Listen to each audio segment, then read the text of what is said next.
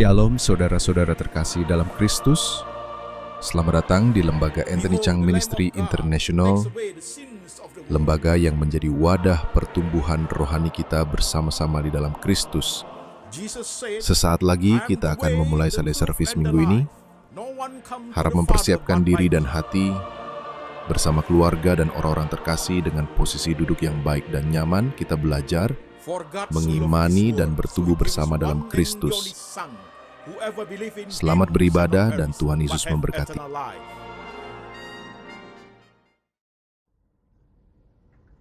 Shalom jemaat sekalian, saya Pendeta Anthony Chang. Salam kepada jemaat setia pendengar firman lewat Lembaga Anthony Chang Ministry International. Tema kita hari ini di online Sunday Service adalah depresi dan seni merangkai kehidupan. Firman Tuhan diambil dari satu bagian saja, yaitu dari Kitab Pengkhotbah pasal 3 ayat 1 sampai 15. Demikian firman Tuhan.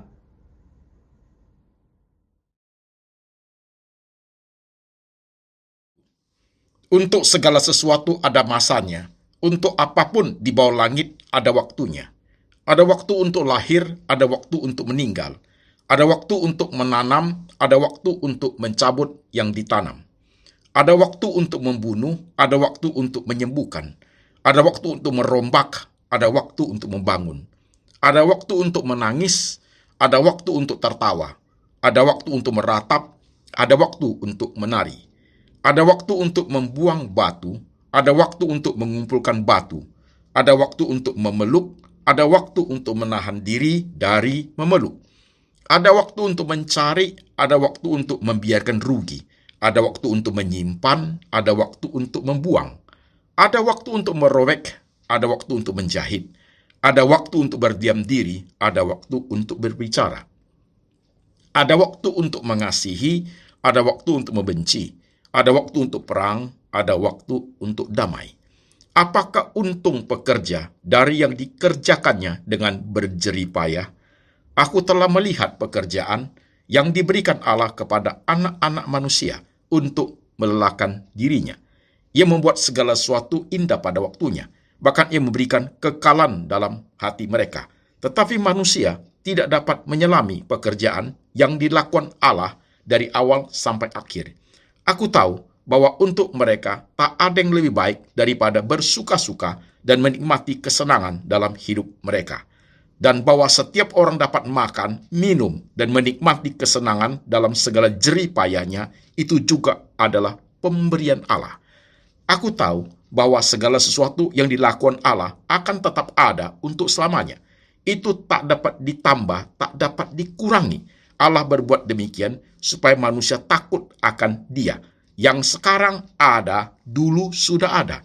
Dan yang akan ada, sudah lama ada. Dan Allah mencari yang sudah lalu. Amin. Jemaat sekalian, firman Tuhan sudah kita dengar, firman Tuhan sudah kita baca. Sekarang saya mengajak jemaat, mari kita tunduk kepala, kita berdoa. Tuhan Yesus, kami sudah membaca firman-Mu. Kami sudah mendengarkan firman-Mu. Sekarang Roh Tuhan bekerja, mengurapi hamba-Mu ini, boleh menyampaikan firman Tuhan ke dalam bahasa yang paling sederhana, yang gampang dimengerti oleh seluruh lapisan jemaat.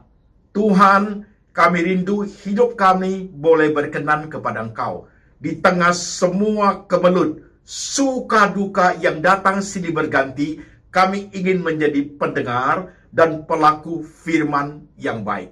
Tuhan, kuasai hati kami, kuasai pikiran kami, dan kuasai iman kami, supaya firman itu mengubah hidup kami. Kami duduk diam untuk mendengarkan. Tuhan Yesus berbicara, kami mendengar.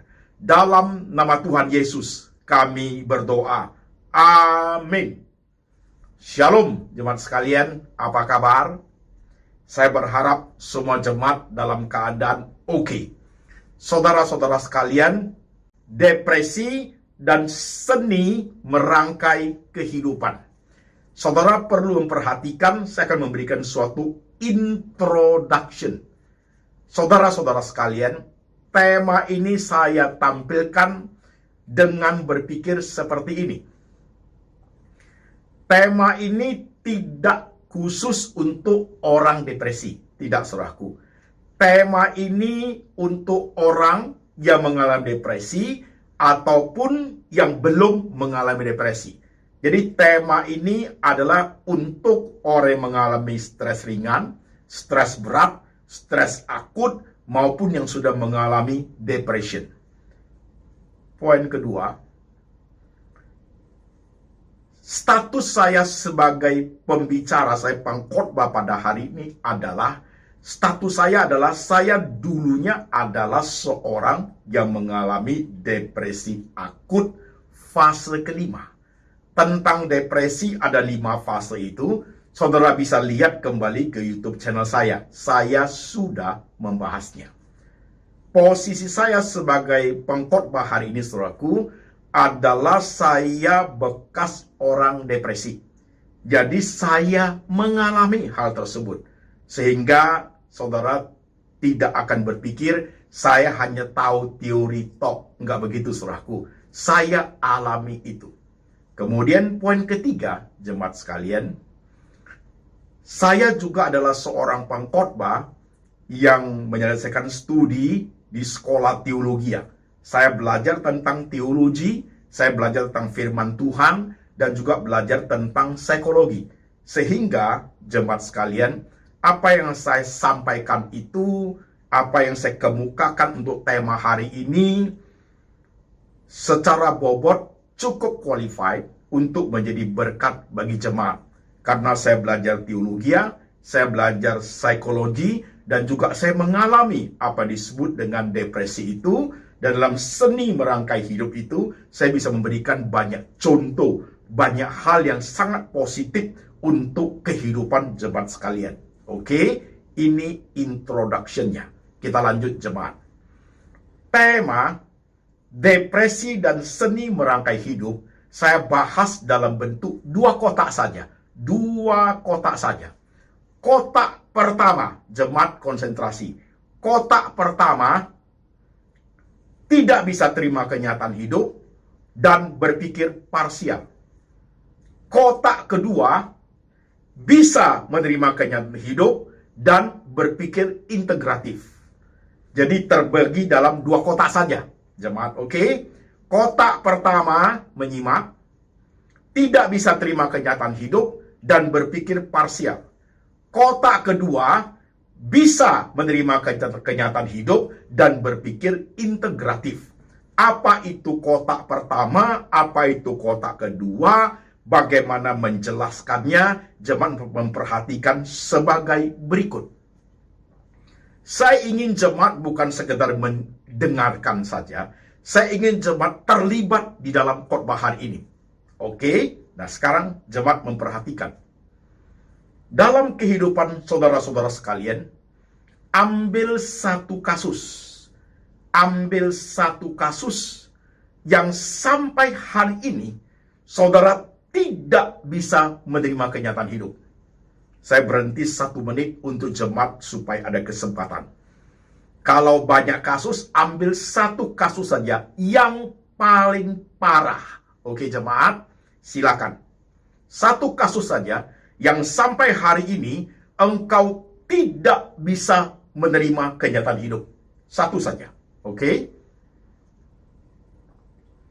Entah itu pilot dalam bisnis, entah itu difitnah orang, tak bisa terima, entah itu perceraian mengalami luka batin, entah itu kematian orang yang kita sayang, tak bisa terima kenyataan, entah itu penyakit yang tak kunjung sembuh sehingga mengalami suatu hidup yang sama sekali tidak ada artinya lagi, atau ditipu orang, baik ditipu uangnya maupun ditipu harga dirinya sehingga tak bisa terima kenyataan hidup.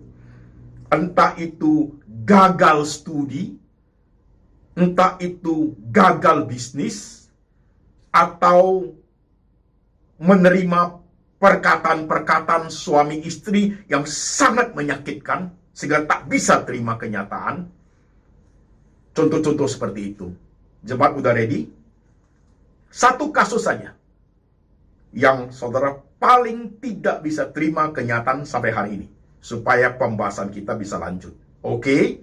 Clear? Dan selesai jemaat? Sudah ada satu kasusnya? Kita lanjut. Saudara-saudara sekalian, pada kasus saudara tidak bisa terima kenyataan itu, otomatis dia ada di kotak pertama. Kotak pertama tadi adalah tak bisa terima kenyataan hidup dan berpikir parsial. Sudah pasti duluan ada di kotak seperti itu. Karena tidak mungkin ketika seseorang tidak bisa menerima kenyataan hidup, sudah langsung ada di kotak kedua. Nggak mungkin. Pada mulanya, ketika orang mengalami hal yang sangat pahit getir, tak bisa terima kenyataan hidup, dia pasti ada di kotak yang pertama. Kotak pertama adalah tak bisa terima kenyataan hidup dan berpikir parsial. Tak bisa terima kenyataan hidup, penjelasan detailnya jemaat sekalian sudah ada di khotbah di YouTube channel saya dalam bentuk 4 seri. Temanya adalah ketika aku kehilangan. Saudara referring ke khotbah seperti itu untuk mendapatkan penjelasan detail. Hari ini saya tidak memberikan penjelasan yang detail, jemaat sekalian. Oke? Saudara-saudara sekalian, udah tadi kasusnya ya, tak bisa terima kenyataan. Nah, orang yang tak bisa terima kenyataan tentu prosesnya lama. Lewat pahit, nangis, air mata, kesulitan. Dan otomatis karena hal demikian, maka dia berpikir parsial. Berpikir parsial adalah orang tersebut tidak bisa lagi konsentrasi untuk hal-hal yang lain. Bahkan tidak peduli akan hal-hal lain. Itu disebut berpikir parsial. Contoh, kalau seseorang yang sudah gagal bisnis, sudah pilot, dia tidak peduli lagi yang lain-lain. Bahkan dia tidak perhatikan kesehatannya loh. Bahkan dia bisa pergi dengan menggunakan minuman keras, merusak dirinya sendiri loh. Atau orang yang sudah putus pacar atau belum punya pasangan hidup sampai usia sudah tua, saudara sekalian, dia bisa tidak memperhatikan kesehatan dirinya loh. Bagi dia tidak penting. Itu namanya berpikir parsial. Jadi hanya yang dia sakit, dia tak bisa terima itu yang dia pikirkan. Semua hal, masih banyak hal yang penting, dia sudah I don't care. Orang demikian. Cukup kasihan. Itukah saudara orangnya? Ditinggalin suami, engkau sudah tidak mau urus anak-anak. Karena jobless, kehilangan pekerjaan, engkau tidak ada keinginan lagi untuk mencari pekerjaan yang baru. Karena gagal studi, gagal kuliah, sehingga saudara mencari kerja pun tidak mau. Hanya hidup melamun, dan melamun. Apakah engkau seorang seperti itu? Jikalau saudara orang seperti itu, engkau ada di kotak pertama, tidak bisa terima kenyataan hidup, dan berpikir parsial. Itu tidak baik. Dan saudara sekalian, ketika orang ada di pemikiran kotak pertama demikian, harus ditolong. Pelan-pelan diajar untuk bisa swing ke kotak kedua. Kotak kedua adalah bisa menerima kenyataan hidup dan berpikir integratif. Apa itu? Saudara-saudaraku, menyimak. Tentunya pada saat terjadi lagi anget-angetnya peristiwa itu, pasti kita tak bisa terima.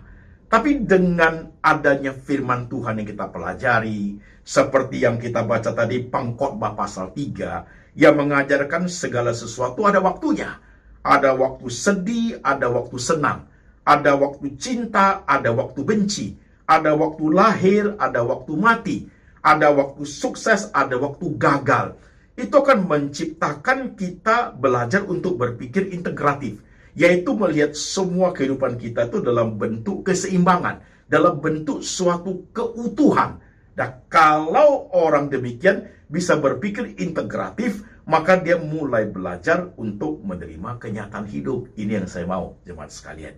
Ini yang saya mau. Nah, jemaat perlu menyimak dengan baik. Tadi kasus sudah ada pada diri saudara, bukan? Kotak 1 dan kotak 2 dia swing, saudaraku. Pertama ada di kotak 1 dan lambat-lambat secara perlahan tapi cepat lambat dia akan swing ke kotak kedua.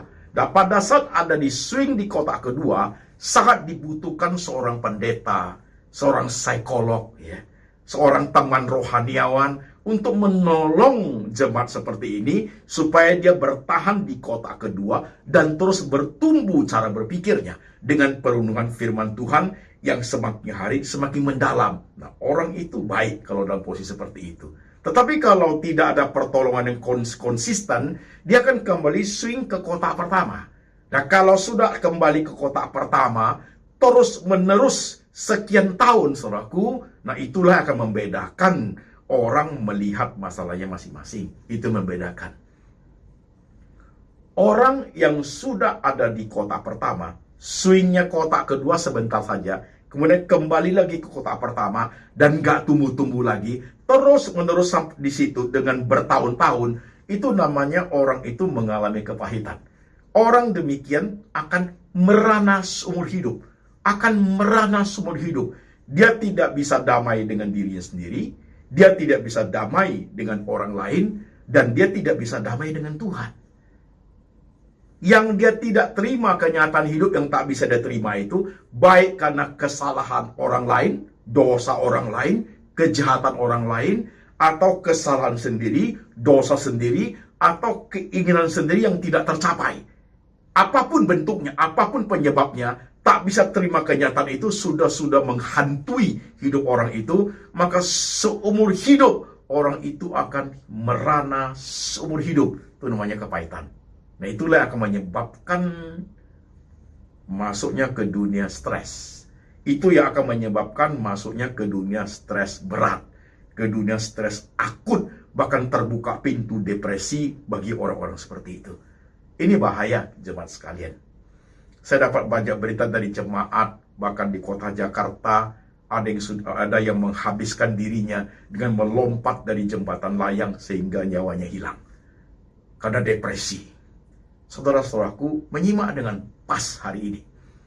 Dan ketika orang itu bisa diswing ke kotak kedua, mampu menerima kenyataan hidup, belajar di tema ketika aku kehilangan 4 seri itu, supaya bagaimana tahap-tahap bisa menerima kenyataan hidup, dan dia bisa berpikir integratif, maka orang itu akan masuk dalam kehidupan yang disebut kehidupan yang dalam seni merangkai hidup. Jadi dia bisa melihat semua bagian hidup yang Tuhan kasih. Selain ada bagian yang dia gagal, ada tanggung jawab dalam hidup yang harus dia kerjakan. Sekalipun orang yang dia sayang sudah meninggal, dia harus menjaga masih ada keluarga yang lain. Ini contoh. Sekalipun dia pilot dalam usaha, masih ada anak-anak yang harus diperhatikan, masih ada bisnis yang bisa dirintis secara perlahan, mungkin tidak besar. Sekalipun penyakit tidak kunjung sembuh, tapi selagi hidup masih ada hal-hal yang penting yang harus dikerjakan. Itu namanya orang itu berpikir integratif. Engkaukah itu orangnya, jemaat sekalian? Menyimak poin hari ini. Engkaukah orangnya? Atau engkau sudah gak mau tahu? Hidup kamu asal ingat itu nangis, tak bisa terima, kok ini terjadi sama saya, kenapa saya ya Tuhan, kenapa tidak orang lain, lihat orang lain tidak mengalami, kenapa aku, why me? Nah, kalau saudara orang yang seperti terus menggerutunya, engkau hidup merana seumur hidup. Itu dunia depresi sedang menunggu, sudah pasti akan banyak makan obat tidur, tak bisa tidur. Banyak makan obat penenang. Bahkan kecenderungannya bisa merusak diri sendiri dengan obat-obatan. Orang seperti itu sangat riskan hidupnya. Tetapi kalau engkau orang berpikir integratif, ada bagian hidup harus diarungi. Everything has its own time. Masih ada yang bisa dikerjakan. Masih banyak yang positif kok hidup ini. Ada sebagian hidup saya gagal. Oke, Pak Pendeta. Tapi ada bagian hidup yang harus saya hidupi. Anak-anak harus saya hidupi. Suami harus saya perhatikan. Kesehatan tubuh saya harus saya perhatikan. Masih banyak hal yang bisa saya nikmati, Pak Pendeta. Engkau anak Tuhan yang baik kalau seperti itu. Kau terhindar dari depresi, terhindar dari dunia stres, terhindar dari obat-obat yang harus membuat kamu makan obat tidur, obat penenang. Kau terhindar dari situ. Karena firman Tuhan qualified untuk mengubah hidup itu, melihat semua dalam bentuk integratif yang baik, dalam bentuk keseimbangan. Jemaat mengerti? Ngerti khotbah hari ini? Kelihatan sederhana, tapi ini sangat penting buat hidup kita loh, jemaat sekalian. Sangat penting. Saya khawatir dengan gejolak zaman sekarang. Dengan keadaan dihadapi oleh banyak orang, termasuk hamba Tuhan, termasuk pendeta, termasuk orang-orang Kristen. Di tengah sulitnya tantangan kehidupan, kalau tidak memperhatikan khotbah seperti jemaat sekalian, tanpa kita sadari atau kita sadari, kita sudah stay dalam kotak pertama saja. Dan keinginan untuk beralih itu nggak mau. Karena kita kecenderungannya adalah selalu meratapi nasib. Garis bawahi, itu tidak baik. Itu tidak baik buat engkau dan saya. Tidak baik. Jangan hidup melamun saja. Kok orang lain seperti ini, kok saya enggak ya? Stop untuk menjadi seperti orang lain. Gak usah, jemaat sekalian. Aku dan jemaat, kita punya tantangan hidup yang tidak sama. Kita punya pergumulan yang berbeda. Kita punya air mata yang gak sama. Siapa bisa mengerti air mata saya? Iya kan? Siapa yang bisa mengerti tantangan hidup saya? Siapa yang bisa mengerti kesulitan yang saya alami dari masa muda sampai sekarang yang saya alami? Siapa yang bisa mengerti pergumulan kesehatan saya dari operasi jantung sampai mata terancam buta total? Siapa yang akan mengerti? Kecuali diri saya sendiri. Iya kan, jemaat? Punya pergumulan yang berbeda, tantangan yang berbeda, kita punya air mata yang berbeda, punya kesulitan yang berbeda. Tapi jemaat ingat satu hal, kita punya Tuhan yang sama. Kita punya Tuhan yang sama loh. Tuhan yang bekerja dalam segala sesuatu untuk mendatangkan kebaikan buat kita semua. Dengan berbagai caranya Tuhan. Dengan berbagai disiplin pengetahuan yang Tuhan berikan kepada kita. Dengan kebenaran yang Tuhan singkapkan untuk kita pahami, untuk kita hidupi kebenaran itu. Saudaraku, menyimak khotbah hari ini, apa kepahitan, tak bisa terima kenyataan hidup yang paling hebat yang kamu alami hari ini? Yang saya sebut tadi itu satu saja. Apa? Sudah bisa praktekkan? Nah, sekarang kita masuk ke kontemplasi part 13. Jadi saudara-saudara sekalian, kemarin ada jemaat WhatsApp. Pak, hari tua saya, penyakit tidak kunjung sembuh, tapi sudah tua. Sakit terus.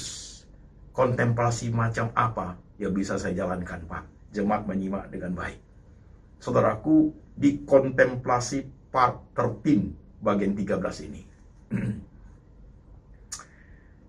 Pada saat ada waktu senggang 10 menit di Starbucks, sambil ngomong-ngomong dalam hati dengan Tuhan, sambil ngopi. Tuhan, sudah lama loh saya menyimpan kepahitan ini. Tak bisa terima saya diperlakukan orang seperti ini. Tapi Tuhan, saya harus berapa lama seperti ini? Itu kontemplasi. Bukankah ini hanya membuat hidup saya makin sulit? Bukankah ini bisa mencelakakan diri saya? Saya tenggelam di dalamnya. Tuhan, aku ingin bangkit. Itu kontemplasi. Kontemplasi itu. Atau setengah jam waktu saudara sedang perjalanan keluar kota naik mobil, sopir saudara sedang bawa mobil, saudara sedang di dalam mobil. Tuhan, sampai kapan saya harus ribut, sakit hati dengan istri saya, dengan suami saya? Sampai kapan kesalahan itu terus diulang? Kalimat-kalimat yang saya tahu Tuhan tidak konstruktif. Kalimat-kalimat yang saya tahu Tuhan itu kelemahan saya, tapi itu terus saya ulang, itu terus saya ulang, itu terus saya ulang. Kapan keluarga saya bisa pulih? Itu kontemplasi jemaat sekalian. Mulut saya ini loh Tuhan, kalimat-kalimat saya ini loh Tuhan, yang saya ungkapkan kepada suami, yang saya ungkapkan kepada istri, yang saya ungkapkan kepada anak-anak itu. Kalimat itu sakit dan menyakitkan. Kalimat itu tidak membangun anak bertumbuh dengan baik. Kalimat itu hanya menambah kepahitan hati anak, kepahitan hati suami, kepahitan hati istri. Tuhan, sampai kapan saya tidak berubah? Kalau saya tidak berubah Tuhan, bagaimana saya punya family bisa berubah? Itu kontemplasi, saudara sekalian. Itu kontemplasi. Jadi lakukan itu 10 menit di kantor, setengah jam di rumah, 1,5 jam dalam pesawat, waktu terbang ke kota lain. Tuhan, bisa saya sudah coba memulai, selalu gagal dan selalu gagal. Tuhan, saya hampir kolaps, saya hampir tak berdaya. Tapi karena ada Engkau Tuhan, aku tidak bosan-bosan untuk mencobanya. Karena Tuhan itu perisaiku, Tuhan itu kota bentengku. Aku tidak akan goyang Tuhan, karena Engkau selalu bersama dengan aku. Itu kontemplasi, saudaraku. Kontemplasi bisa everyday loh. Gak usah sampai berjam-jam, gak usah. Dengan cara demikian, saudara akan diswing masuk ke kota kedua untuk menerima kenyataan hidup dan berpikir integratif, utuh melihat semuanya. Di mana ada gagal, di mana ada sukses, di mana ada senyum, di mana ada air mata. Sehingga seni merangkai hidup itu kelihatan dalam hidup kita. Oke jemaat, bisa menyimak dengan baik. Ini PR buat saudara sekalian. Tidak akan selesai satu hari, selesai, saudara langsung sembuh, hidupnya oke. Enggak begitu jemaat sekalian.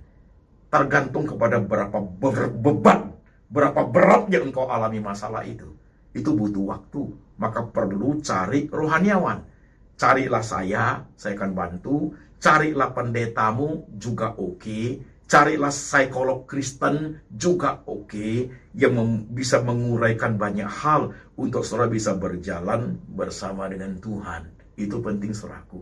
Untuk kasus-kasus seberat ini sulit untuk jemaat jalan sendiri. Sangat dibutuhkan bantuan hamba Tuhan. Bantuan konselor Kristen untuk memberikan banyak jalan, membuka banyak insight supaya bisa bertumbuh ke arah yang positif, jemaat sekalian. Oke, menyimak khotbah hari ini, saudara-saudaraku bisa menyimak dengan baik. Jangan biarkan tak bisa terima kenyataan itu menjadi suatu penyakit dalam diri kita. Bertahun-tahun dia mengeram dalam hidup kita. Bahkan akhirnya menjadi racun, menjadi kanker yang menghancurkan seluruh totalitas hidup kita. Jangan mau jemaat, jangan mau. Masih banyak karya Tuhan yang lain dalam hidup kita yang juga bagus-bagus. Masih banyak jemaat sekalian. Oke, jemaat perhatikan khotbah hari ini. Perhatikan menyimak dengan baik. Saya tahu hatimu. Saya tahu air matamu. Saya tahu keluh kesahmu. Saya tahu jeritan hatimu. Tuhan pun melihat itu. Maka perlu ada khotbah seperti ini supaya saudara bisa memahami bahwa Tuhan itu sangat peduli akan setiap kita. Saudara masih ingat ilustrasi yang suka sekali saya utarakan pada saat kita bicara mengenai seni merangkai kehidupan. Masih ingat?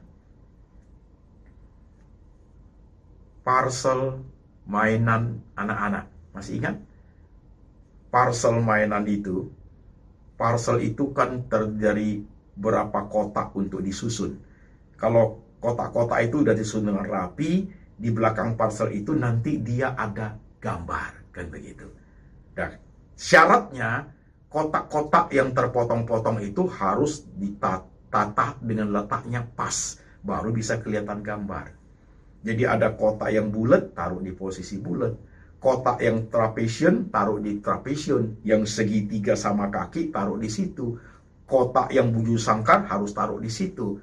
Tetapi kalau tidak ditaruh rapi, asal taruh, saudara tidak akan melihat gambar yang ada di belakang parcel itu. Sehingga menjadi suatu contoh kehidupan.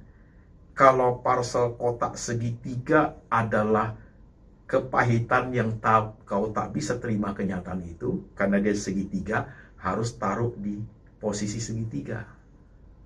Kalau ada bagian orang yang kamu sayang itu meninggal, saudaraku, itu kotak bujur sangkar harus taruh di kotak bujur sangkar. Lemnya dengan air mata, tidak apa-apa. Ada bagian kegagalan hidup, segitiga sama kaki, taruh di situ. Ada bagian yang oval, yaitu perceraian, tak bisa terima, taruh di bagian oval itu.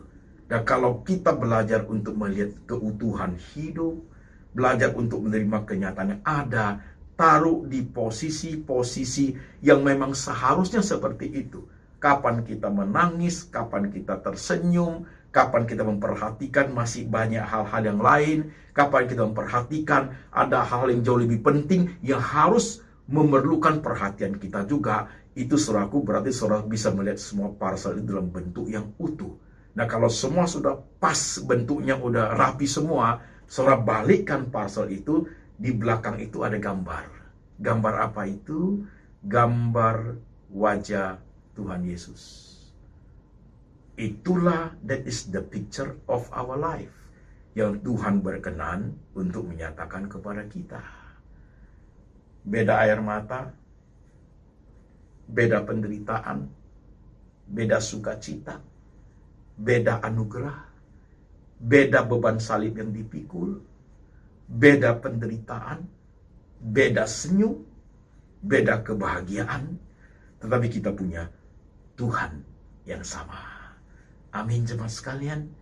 Belajarlah dari Tuhan, belajar dari firman Tuhan, maka Tuhan akan memerdekakan kita.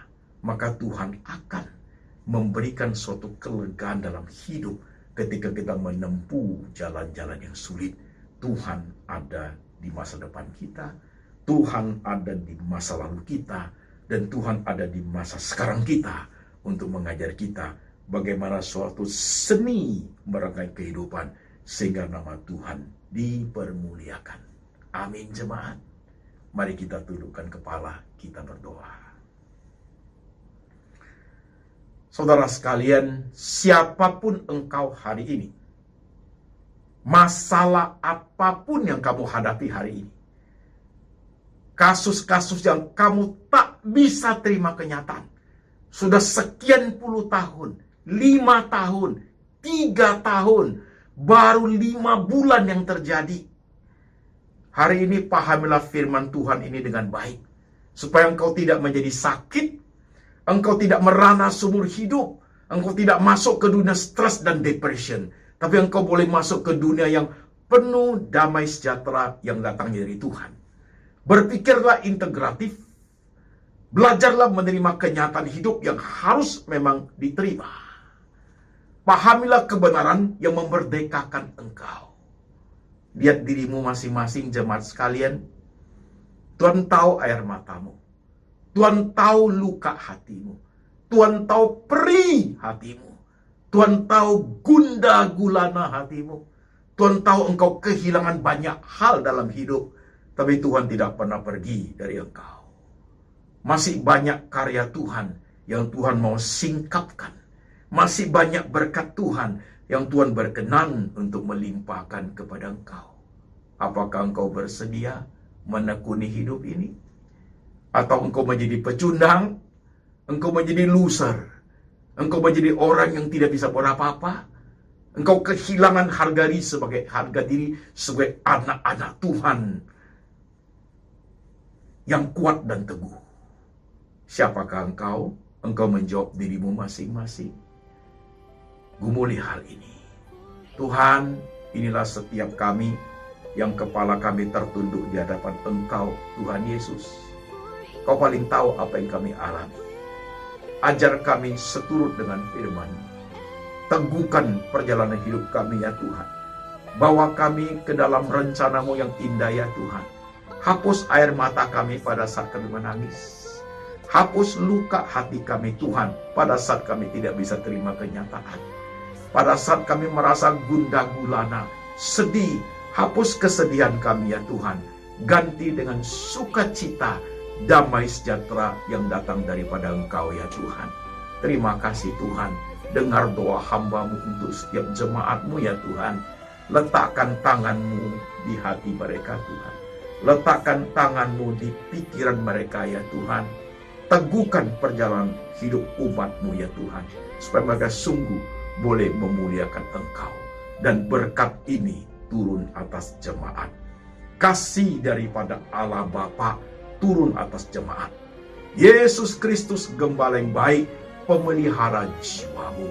Dan Tuhan Roh Kudus ada di hatimu, senantiasa mengajarkan engkau akan kebenaran hidup seturut dengan firman, sampai selama-lamanya, sampai Tuhan datang kembali menjemput setiap orang percaya. Dalam nama Tuhan Yesus. Amin.